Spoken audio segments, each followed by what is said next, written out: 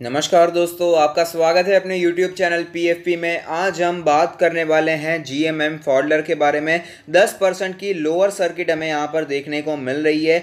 OFS की वजह से मार्केट में हंगामा मचा हुआ है। यहाँ पर GMM फॉडलर का OFS आने वाला है और इससे पहले भी 2-3 OFS आ गए, उसकी वजह से भी काफ़ी ज़्यादा हंगामा मचा हुआ था। BDL और HL में भी काफ़ी लोग यहाँ पर फंसते हुए नजर आ रहे हैं और साथ ही साथ IRCTC का भी OFS आने वाला है, GMM फॉडलर का भी OFS आने वाला है और OFS का जो फ्लोर प्राइस है वो 3500 के आसपास दिखा देता है और इसी के कारण 10% का लोअर सर्किट भी आज हमें देखने को मिल रहा है। तो प्रमोटर्स अपना माल बेच रहे हैं, तो क्या हमें भी बेचना चाहिए, क्या करें, उसके बारे में हम बात करने वाले हैं। लेकिन उससे पहले अगर आपने चैनल को सब्सक्राइब नहीं किया है तो प्लीज सब्सक्राइब कीजिए और रेगुलर अपडेट्स पाने के लिए नोटिफिकेशन बेल को प्रेस कीजिए। साथ ही साथ टेलीग्राम चैनल को भी ज्वाइन कीजिए, जिसकी लिंक डिस्क्रिप्शन बॉक्स में दी गई है। तो आप देख सकते हैं, न्यूज़ है, GMM Pfaudler share price it's 10% lower circuit after promoter steep discount offer for sale. तो यहाँ पर लोग कितने ज़्यादा यहाँ पर घबराते हुए नजर आ रहे थे। कमेंट्स पर कमेंट्स, मुझे काफ़ी ज़्यादा मेल भी यहाँ पर आते हुए नजर आ रहे थे कि ऑफर फॉर सेल आ रहा है, क्या करे क्या करे। तो यहाँ पर मैंने आपको बता दिया था कि काफ़ी ज़्यादा लेट हो चुका था। एक्चुअली यहाँ पर बैंक्स का हमें जो स्कैम देखने को मिला वो आर्टिकल में पढ़ रहा था, आपके लिए मैं स्टॉक्स ढूंढ रहा था, इसलिए मैं कल इस पर वीडियो नहीं बना पाया, वरना बनाने की पूरी कोशिश करता। लेकिन कोई बात नहीं है, यहाँ पर डिटेल में चर्चा करेंगे और वैसे भी डरने वाली बात नहीं है, ये तो मैंने आपको पहले ही बता दिया है। GMM फॉडलर shares remain under pressure, hitting a lower circuit of 10% today after promoters said they will sell nearly 26 lakh shares worth rupees 1433 crore at nearly 30% discount, that is 3500 to yesterday's market price. At 9:37 am the stock traded at 4682 per share on the NSE. The base offer is for 25.71 lakh shares, यानी कि 17.59%। इतना बड़ा हमें यहाँ पर offer for cell देखने को मिल रहा है with an over subscription option of 15.22 lakh shares, 10.41%। अगर यहाँ पर OFS ओवर सब्सक्राइब होता हुआ नजर आता है तो और भी 10% यहाँ पर माल बेचने के लिए प्रमोटर्स तैयार है। तो यहाँ पर प्लानिंग क्या है वो समझने की जरूरत है। यहाँ पर घबराने की बिल्कुल भी जरूरत नहीं है और क्यों घबराने की जरूरत नहीं है ये भी मैं आपको बताऊंगा। The promoters of the company Pfaudler Inc, Millars company and Urmi Patel are the sellers. The OFS will be available for the non retail investors on September 22 and for retail investor on September 23। तो ये तारीख को आप ध्यान में रखिएगा। यहाँ पर अप्लाई करना है हमें। यहाँ पर अप्लाई क्यों करना है वो आगे मैं समझाता रहूंगा। तो यहाँ पर in the last year the shares of the company has zoomed over 240%। आप समझ सकते हैं कितनी ज्यादा तेजी देखने को मिल रही थी। Well this year it has rallied 148% to current market price. इस ईयर में भी कोई कम रैली हमें देखने को नहीं मिल रही है। ऑन अगस्त 20, अब देखिए यहाँ पर क्यों हमें देखने को मिल रहा है OFS, वो न्यूज़ मैं आपको सुनाना चाहूँगा। GMM फॉडलर यहाँ पर 54% स्टेक खरीद रहा है अपनी पेरेंट कंपनी में, फॉडलर ग्रुप में, where the latter will retain 20% and the Patel family will acquire about 26%। तो यहाँ पर रीज़न समझिए, GMM और फॉडलर एक्चुअली एक दो अलग कंपनी है और जो GMM फॉडलर जो लिस्टेड कंपनी है वो एक जॉइंट वेंचर है। GMM प्लस फॉडलर है वो। फॉडलर दुनिया की दिग्गज कंपनी जो कि वर्ल्ड वाइड कामकाज करती है और GMM एक गुजरात बेस्ड कंपनी जो कि कामकाज करती है और इन दोनों का यहाँ पर जॉइंट वेंचर देखने को मिलता है जो कि लिस्टेड है, जिसके शेयर्स आपके पास है। लेकिन यहाँ पर पहली बार ऐसा हो रहा होगा कि एक जॉइंट वेंचर कंपनी अपने पेरेंट फर्म में स्टेक बाय करना चाहती है। तो ये एक्चुअली पॉजिटिव बात है। यहाँ पर समझने की कोशिश कीजिए, GMM फॉडलर जो अभी तक था वो सिर्फ और सिर्फ इंडिया में ही अपना कामकाज कर पाता था, उसकी वजह से जो ग्रोथ हमें देखने को मिल रही है शानदार ग्रोथ है। लेकिन अब ये सोचिए कि अगर GMM फॉडलर अपने पेरेंट ग्रुप फॉडलर कंपनी में अपना स्टेक बाय करता है तो आप सोच सकते हैं वर्ल्ड वाइड रीच हो जाएगी उसकी, वर्ल्ड वाइड वो सारा कामकाज कर पाएगा। तो और कितने शानदार यहाँ पर रिटर्न्स देखने को मिल सकते हैं, कितने शानदार रिजल्ट्स देखने को मिल सकते हैं, ये समझने की कोशिश करनी चाहिए। तो फॉडलर ग्रुप में अगर यहाँ पर स्टेक को बाय करना है तो उसके लिए पैसों की जरूरत होती है। तो यहाँ पर GMM फॉडलर में प्रमोटर्स अपना स्टेक सेल करके फॉडलर कंपनी में खरीदने वाले हैं। एट लास्ट यहाँ पर बात एक ही है और फॉडलर का ही है यहाँ पर जॉइंट वेंचर GMM फॉडलर। तो डरने की बिल्कुल भी जरूरत नहीं है। यहाँ पर एक हाथ से दूसरे हाथ हो रहा है, बाकी कुछ भी टेंशन लेने की जरूरत नहीं है। इज एज अ अपॉर्चुनिटी लेनी है और ऊपर भी माल लेकर रखा है तो डरने की जरूरत नहीं है। चार्ट्स पर भी समझेंगे कौन से सपोर्ट्स यहाँ पर दिखाई दे सकते हैं। हालांकि यहाँ पर 3500 तक डिस्काउंट होने की पूरी कोशिश की जाएगी, लेकिन उसके पहले भी हमें रिट्रेस होता हुआ नजर आ सकता है। वो लेवल्स कौन से हो सकते हैं उसके बारे में भी चर्चा करेंगे। Currently Patel family owns 24.56% equity and Pfaudler owns 50.4% equity in the company respectively. तो फिलहाल यही दोनों है सेलर्स। यहाँ पर ऑफर फॉर सेल आने वाला है और फॉडलर कंपनी में स्टेक को बाय करने वाले हैं। तो मैंने आपको समझाने की पूरी कोशिश की है कि घबराने की ज़रूरत बिल्कुल भी नहीं है। यहाँ पर अगर आपने स्टॉक 7,000 पर लेकर रखा है, तब मैंने आपको मना भी किया था कि यहाँ पर स्टॉक को चेस करने की ज़रूरत नहीं है।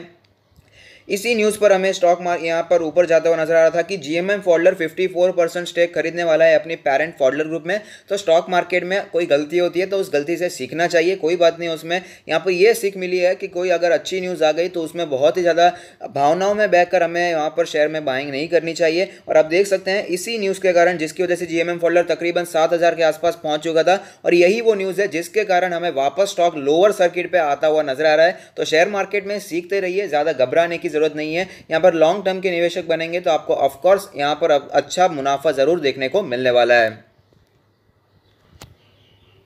मुनाफा ज़रूर मिलेगा, लेकिन अच्छी कंपनी में इन्वेस्ट करना ज़रूरी है। और यहाँ पर आपको पता ही है जीएमएम फोल्डर कोई बुरी कंपनी नहीं है, अच्छी कंपनी है। यहाँ पर इंडिया में ग्लास लाइन इक्विपमेंट में सिर्फ 2 कंपनीज दिखाई देती है, एक है जीएमएम फोल्डर और दूसरी है एचएलई ग्लासकोट, जिसमें से भी मेजर मार्केट शेयर यहाँ पर जीएमएम फोल्डर के पास है। यहाँ पर मैं फिर से एक बार समझाना चाहूँगा ग्लास लाइन इक्विपमेंट का कामकाज क्या होता है। ये सारी चीज़ें कामकाज आती है स्पेशलिटी केमिकल्स में और साथ ही साथ यहाँ पर फार्मास्यूटिकल्स में, और ये दोनों सेक्टर्स ही काफ़ी ज़्यादा बूम करते हुए नजर आ रहे हैं। तो यहाँ पर ये काफ़ी ज़्यादा इसीलिए हमें जीएमएम फोल्डर भी ऊपर जाता हुआ नजर आता है। लेकिन अगर कोविड-19 के पहले भी बात करें तो जीएमएम फोल्डर ने अच्छे ही रिटर्न्स बना कर दिए थे, क्योंकि अपने सेक्टर का ये one of the market leader, क्या ये अनडिस्प्यूटेड मार्केट लीडर है। तो स्टॉक में अगर आपने खरीदारी ऊपर के लेवल पर की है तो मैं आपको बताना चाहूँगा आपने गलत स्टॉक नहीं चुना है, तो घबराने की ज़रूरत यहाँ पर बिल्कुल भी नहीं है।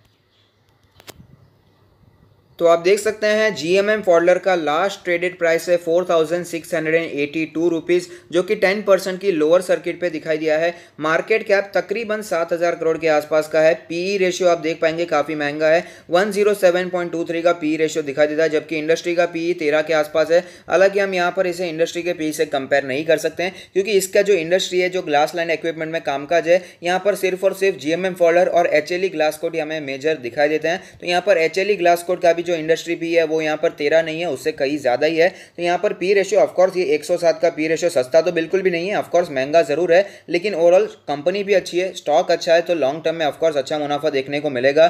प्राइस टू बुक रेशियो के बारे में बात करें तो 25.44 है। डिविडेंड यील्ड की बात करें तो 0.11% दिखाई देता है। तो यहाँ पर डिविडेंड पे ज़्यादा फोकस नहीं करता, कंपनी ग्रोथ पर फोकस करने वाली हमें दिखाई देती है। शानदार रिटर्न इस स्टॉक ने हमें बना कर दिए हैं।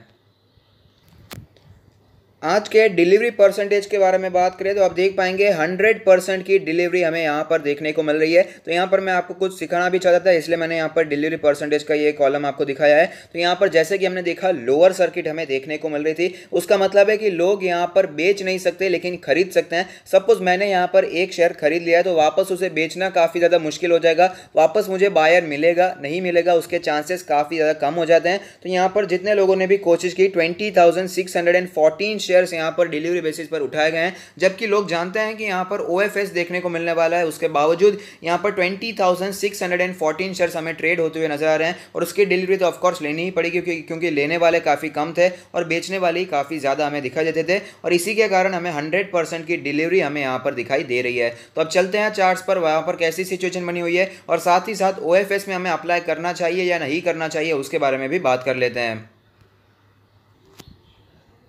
तो आप देख सकते हैं मार्केट क्रैश के समय पर 2000 के आसपास स्टॉक ने सपोर्ट लिया था, उसके बाद काफ़ी ज़्यादा तेज़ी स्टॉक में हमें देखने को मिल रही है। ऑलमोस्ट 7000 के आसपास ये पहुंच चुका था, लेकिन उसके बाद गिरावट यहाँ पर हमें फेस करनी पड़ी। और यहाँ पर आप देख पाएंगे क्रैश के बाद ये बार बार सपोर्ट लेता है अपने 50 डेज़ के मूविंग एवरेज के आसपास। 50 डेज़ का मूविंग एवरेज जो कैलकुलेट होकर आता है वो है 5218 का लेवल। लेकिन अगर बात करें फिलहाल की सिचुएशन के बारे में तो 100 डेज़ के मूविंग एवरेज के आसपास हमें आज क्लोजिंग देखने को मिल रही है। अब देख पाएंगे 100 डेज़ का moving average current market price के बिल्कुल ही नज़दीक है, यहाँ पर ही हमें क्लोजिंग देखने को मिल रही है। ज़्यादा ट्रेडिंग हमें देखने को नहीं मिल रही, इससे ज़्यादा यहाँ पर आपको कैंडल भी कोई दिखाई नहीं दे रही है। जहाँ पर ओपन हुआ था वहीं पर क्लोज हो गया है, तो यहाँ पर कुछ भी हमें कहीं बॉडी यहाँ पर वेक कोई भी दिखाई नहीं दे रहा है। तो ऐसी सिचुएशन में क्या करें, तो अगर आपने ऊपर पोजीशन बना कर रखी है, हालांकि एक वीडियो भी मैंने बनाया था कि स्टॉक को चेस करना बहुत ही बुरी बात है, वरना आपको बहुत ही नुकसान हो सकता है। तो यहाँ पर जिन्होंने स्टॉक को चेस किया होगा उन्हें यहाँ पर पता चल गया होगा। मैं आपको यहाँ पर कुछ सुनाने की कोशिश नहीं कर रहा हूँ, यहाँ पर सिर्फ मार्केट मार्केट में सीखना होता है, हर एक कोई गलती होती है, सबसे गलती होती है, और गलती से सीखेंगे तो ही आगे बढ़ेंगे। तो यहाँ पर एक सीख ले लेनी चाहिए कि कभी भी स्टॉक को हमें चेज नहीं करना चाहिए, वरना यहाँ पर बहुत ज़्यादा गिरावट हमें देखने को मिल सकती है, बहुत ज़्यादा लॉस हमें देखने को मिल सकता है। लेकिन अच्छी बात है, अच्छे स्टॉक हैं तो कोई भी प्रॉब्लम नहीं है। और यहाँ पर जिन्होंने ऊपर स्टॉक को चेज कर लिया है, ऊपर पोजीशन बना ली है, अगर आपने 5,500 5,000 के आसपास पोजीशन बनाई है तो मेरा मानना है कोई भी प्रॉब्लम नहीं है। लॉन्ग टर्म के लिए कंटिन्यू होल्डिंग कीजिए। कंपनी में जब तक फंडामेंटल्स वीक नहीं होते तब तक आपको यहाँ पर कंपनी में बने रहना चाहिए। और वॉरेन बफेट जी का तो कहना है कि अगर आप अपने पोर्टफोलियो को -50% नहीं देख सकते तो शेयर मार्केट में आने की ज़रूरत ही नहीं है। तो यहाँ पर इतना ज़्यादा पैनिक आप लोगों में क्रिएट नहीं होना चाहिए। कंपनी अच्छी है, और जो मैंने आपको ये घटनाक्रम आपको समझाया कि फॉडलर में ये स्टेक बाय करना चाहते हैं, तो अगर फॉडलर में स्टेक बाय करेंगे तो ऑफकोर्स जीएमएम फॉडलर के लिए बहुत ही अच्छी बात होगी। तो वर्ल्ड वाइड हमें यहाँ पर काम होता हुआ नजर आएगा। सिर्फ इंडिया में काम हो रहा था, इसके बावजूद इतना ज़्यादा रिटर्न हमें देखने को मिला। तो आप सोच सकते हैं कि अगर ये वर्ल्ड वाइड कामकाज करेगा तो कितने ज़्यादा अच्छे रिटर्न हमें देखने को मिल सकते हैं। तो यहाँ पर अब क्या करना चाहिए, तो मेरा मानना है कि यहाँ पर OFS में अप्लाई करना चाहिए, और OFS में आपको जो क्वांटिटी मिल जाएगी उसके चांसेस भी काफ़ी ज़्यादा हैं। ऐसा मैं क्यों कह रहा हूँ, क्योंकि आप देख पाएंगे कि कितने ज़्यादा प्रतिशत की हमें यहाँ पर सेल करने के दिखाई दे रहा है। 26% के आसपास का स्टेक सेल हमें दिखाई दे रहा है। ओवर सब्सक्रिप्शन होता है तो और भी 10% यहाँ पर सेल करना चाहते हैं। यहाँ पर आप देख सकते हैं, वीडियो को मुझे अभी याद नहीं आ रहा है, तो यहाँ पर काफ़ी ज़्यादा बड़ी क्वांटिटी सेल करने की तैयारी दिखाई दे रही है। तो यहाँ पर अलॉटमेंट के चांसेस भी काफ़ी ज़्यादा दिखाई देते हैं। और अगर सपोज अगर आपको यहाँ पर OFS में माल नहीं मिलता है तो यहाँ पर आप मार्केट में भी माल ले सकते हैं, सेकेंडरी मार्केट जिसे कहा जाता है। फिलहाल यहाँ पर हमें सेकेंडरी मार्केट में आपको चार्ट्स बता रहा हूँ। तो यहाँ पर मार्केट पूरी कोशिश करेगा कि ये अपने आप को एडजस्ट करने की कोशिश करे OFS के प्राइस पर, जो कि प्राइस है 3,500 के आसपास का। तो मेरा मानना है अगर आपको यहाँ पर OFS में नहीं मिलता है अलॉटमेंट और 4,000 के नीचे स्टॉक मिल जाता है तो लॉन्ग टर्म के लिए बिल्कुल भी बुरा नहीं है। यहाँ पर जो लोग इसे बहुत ही ज़्यादा चाहते थे, यहाँ पर पोजीशन बनाने के लिए बहुत ही ज़्यादा आतुर होते थे, तो उनके लिए तो ये एक अच्छी बात है जहाँ पर आप लॉन्ग टर्म के लिए बाय कर सकते हैं, क्योंकि ओवरऑल कंपनी अच्छी है। और यहाँ पर मैं आपको बिल्कुल भी लॉस बुक करने को तो नहीं कहने वाला हूँ। यहाँ पर नई पोजीशन बनाइए, बिल्कुल भी घबराने की ज़रूरत नहीं है। आप अपने पोर्टफोलियो में इसे ऐड कर सकते हैं, और अगर आप अपना पोर्टफोलियो हमसे रिव्यू करवाना चाहते हैं तो उसका लिंक भी हमने डिस्क्रिप्शन बॉक्स में दे दिया है। तो अगर आपको ये वीडियो पसंद आता है तो लाइक कीजिए, शेयर कीजिए, कमेंट कीजिए, सब्सक्राइब कीजिए और मुझे मोटिवेट कीजिए। Thank you, stay happy, happy investing.